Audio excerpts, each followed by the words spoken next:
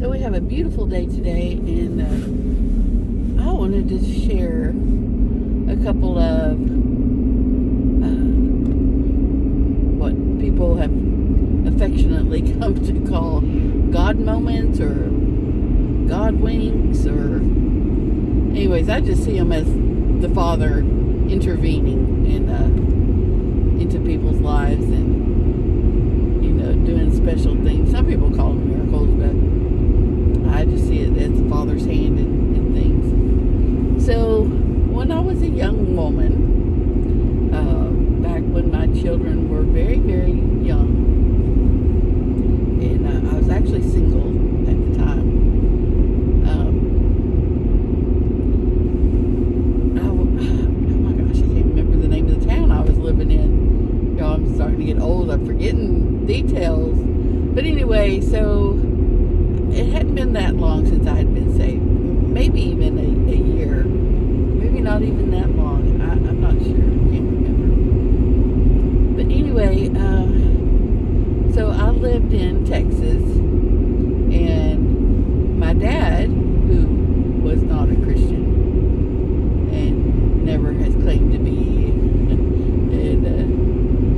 but anyways, so he wasn't too excited about my conversion.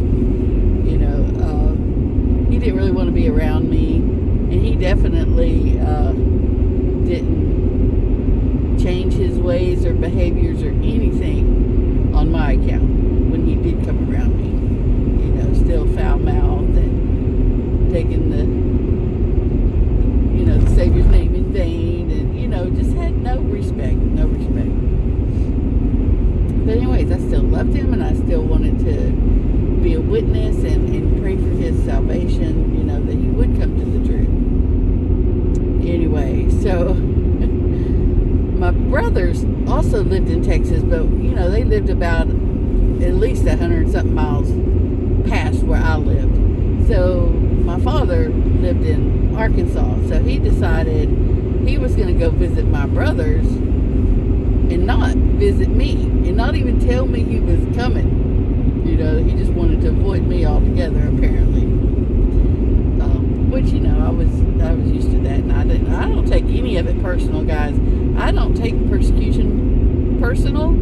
I take it as count it all joy when you are persecuted. When you are found worthy to be persecuted because of your faith in Jesus and Yahusha. So, anyways, I don't take it personal. They're not persecuting me. There ain't nothing good about me. They're persecuting the Savior, Jesus, Yahusha. So, anyway, that's just a little side note.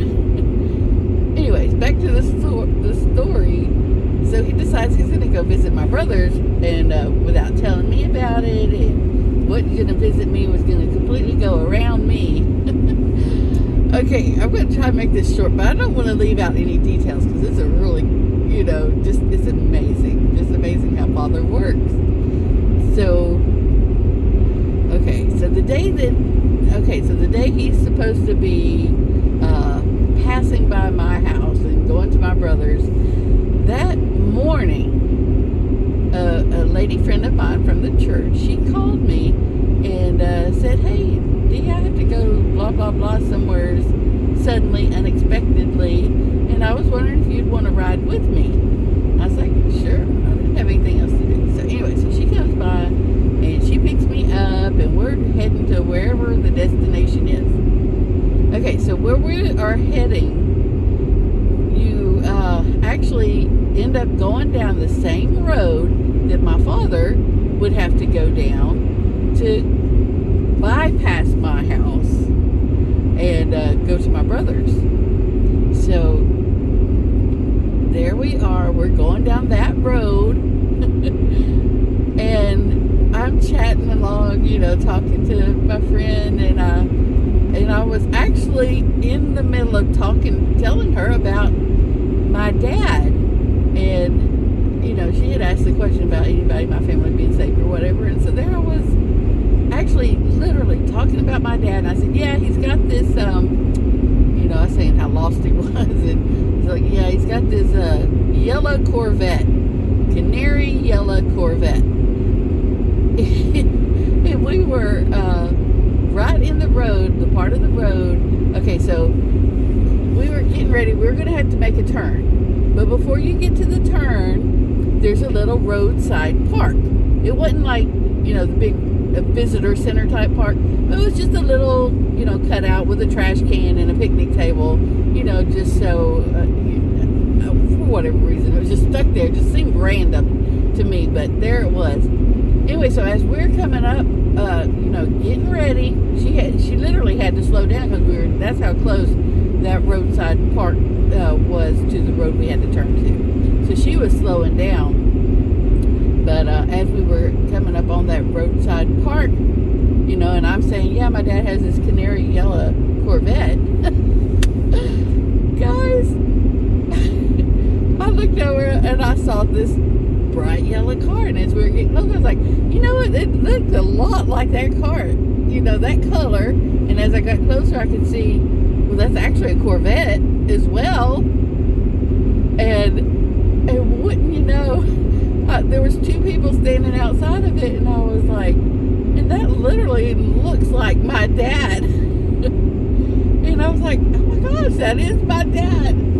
So there he was. And anyway, so my friend stopped, turned around, and I was, told him, like, what are you doing? And he's like, oh, well, we were just making a trip.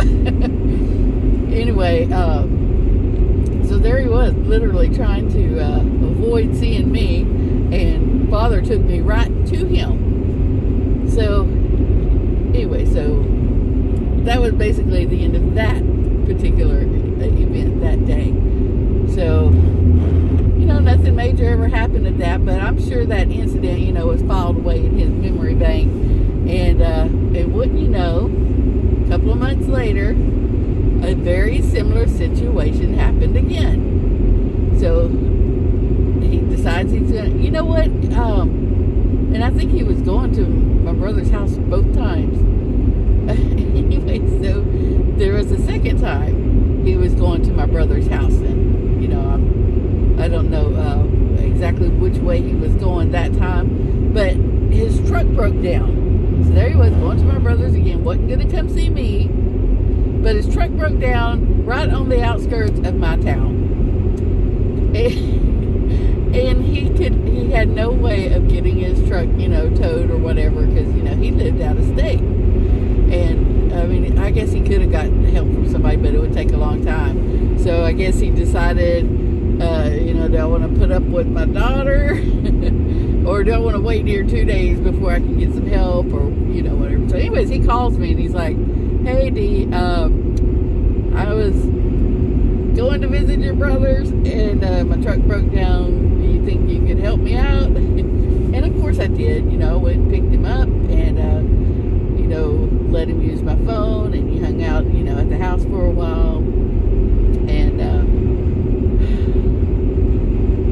think, yeah, he actually had to spend a couple of days with me, actually. And while he was with me, I actually took him, I had to make a trip to it was, I think I was going to my aunt's church, or anyway, so it was, probably 45 minutes down the road. But anyway, so he said he would go with me, but he wasn't going to go into the church. He wasn't going to do that. But do you know what happened? While we were there, he had to go to the bathroom so bad, he couldn't wait. He couldn't hold it. He literally went to the church. Now, that's not a big deal, but, there he is once again trying to avoid, the things of God. And he literally, because he had to go to the bathroom, he literally went to the church.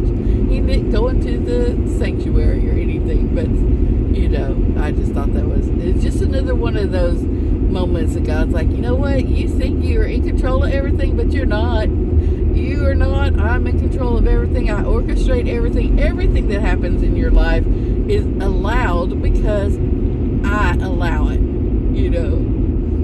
So there he is. Now, my father has passed away, but right before he passed away, really, really interesting. We had several conversations, lots of really deep, intense, and sometimes heated conversations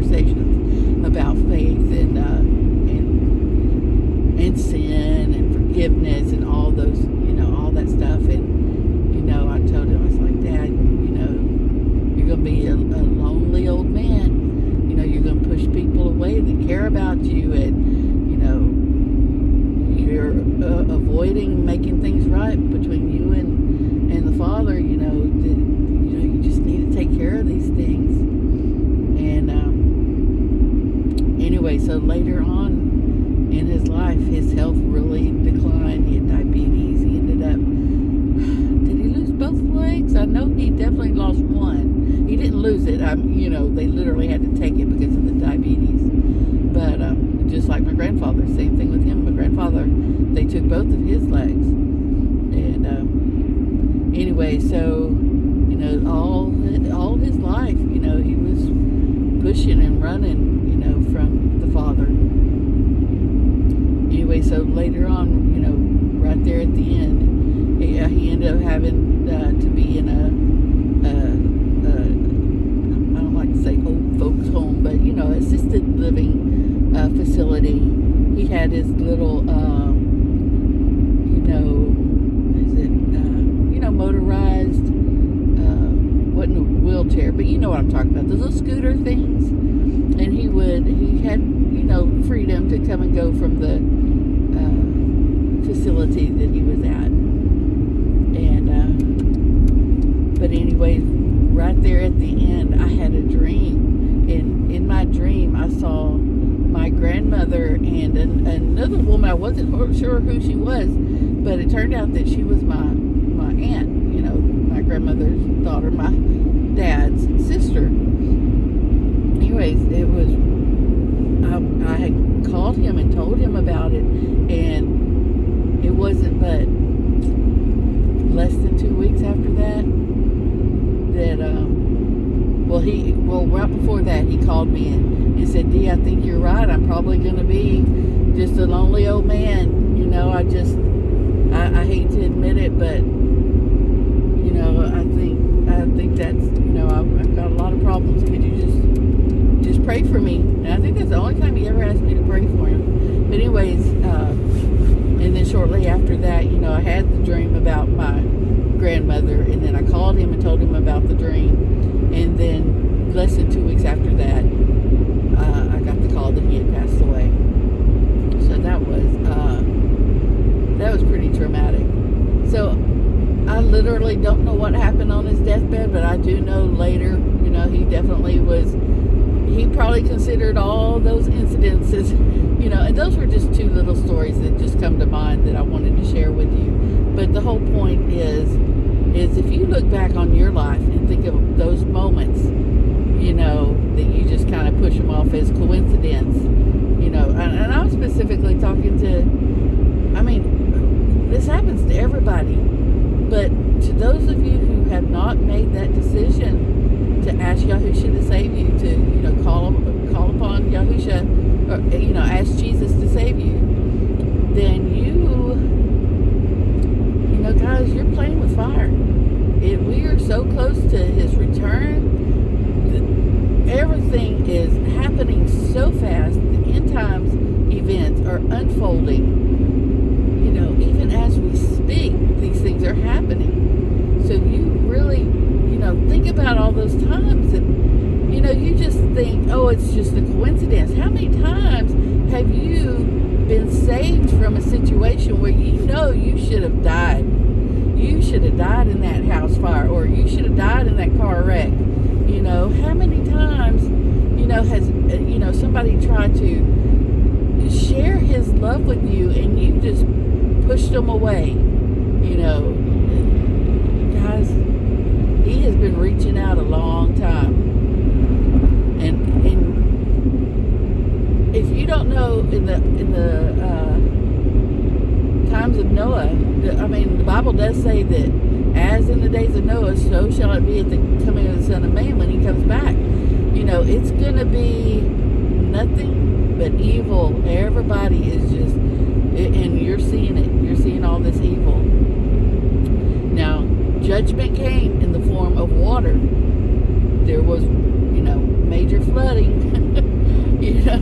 Just to put it mildly, it was a flood. But it does say that the next time that Father cleanses the earth, it's going to be with fire. It's going to be with fire. Fire is judgment. If you've got a history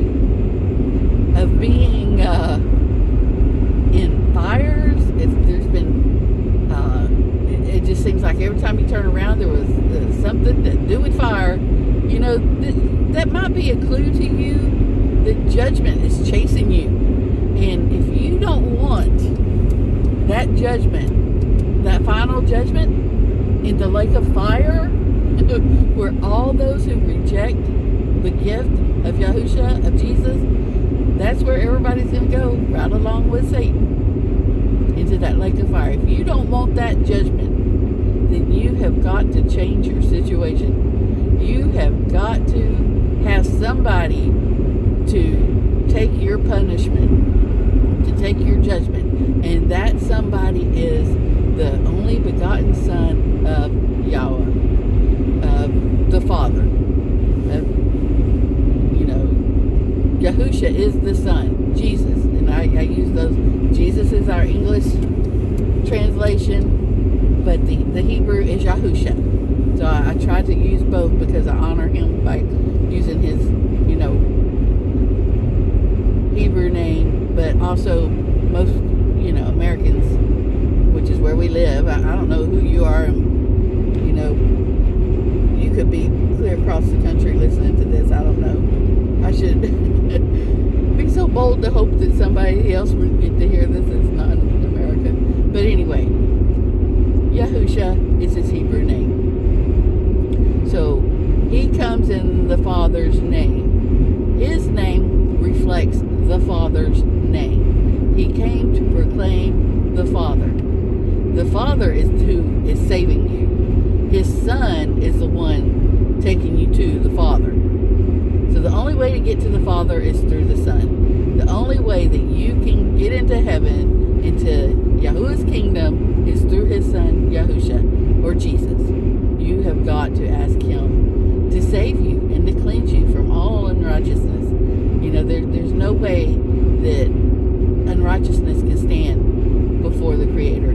At that day of judgment, you're either going to be found forgiven because you accepted his gift through his Son, or you're going to be found guilty because you never did. There's no in between, guys. It's not like, oh, if I'm good, I won't, I'll be fine. I don't need a savior. That's not the way it works. You are born. Your body is broken. When you are born, you're dying. You are born into a broken body that cannot